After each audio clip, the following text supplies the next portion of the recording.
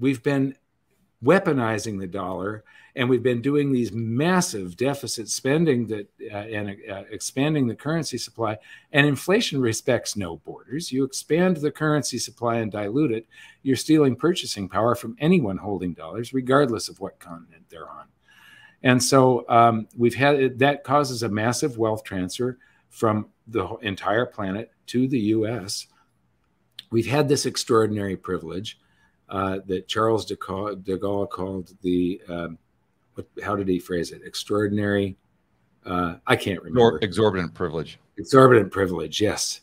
And we've abused it to a point where we're going to lose that privilege as soon as there is a reasonable alternative. The only reason that we're still a global reserve currency is because there's no reasonable alternative yet. But China, Russia, all the BRICS countries, everybody would like to have an alternative, a way out of this system where we get to be the house in Las Vegas.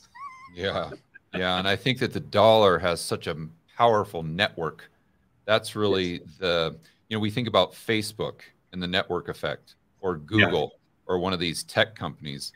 But when you really start to understand the global monetary system, you see clearly there has never been a stronger network ever, in my opinion, than the United States dollar right now, in these banks and creating the dollar denominated debt and all these things. So when I try to think through how the dollar loses reserve status, I always go back to, it's not just the BRIC nations, you know, trading oil for yuan or something like that, but it's also looking at the global dollar denominated debt.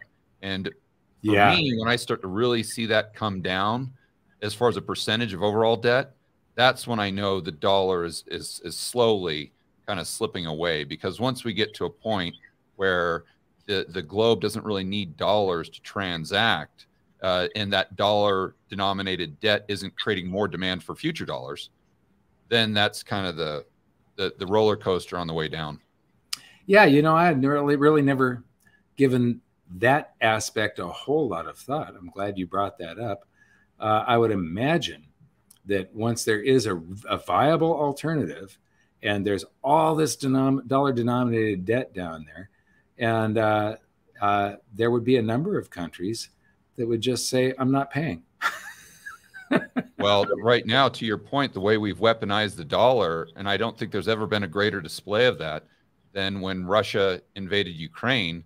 Yeah. And we came in and sanctioned them and basically took all their central bank dollar assets that were obviously a liability of someone other than Russians. They found that out very quickly.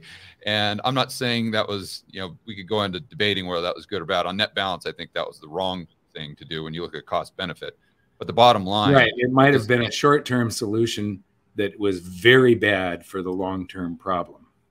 Yeah, and I think it even caused short-term problems, you know, with their inflation rate and the energy problems that they've had in Europe. But if you're a country that's even friendly to the United States and you see them do that, and that was absolutely unprecedented. Yes. Then you're looking at your own central bank saying, okay, by the way, how many dollars do we have? And, or how many treasuries do we have?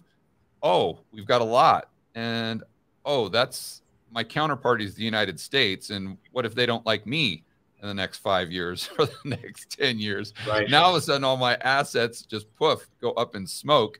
And I think we definitely increased the rate of the globe kind of quote unquote de-dollarizing. But then that's this other cross current that's competing with dollar denominated debt, creating future demand for dollars as well. So it's, I always look at it as like the ocean, and you've got all these cross currents that are at play at any given time.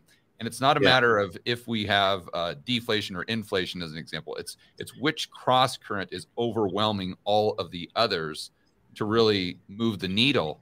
And that's really the challenge and kind of the Rubik's Cube that we all try to figure out.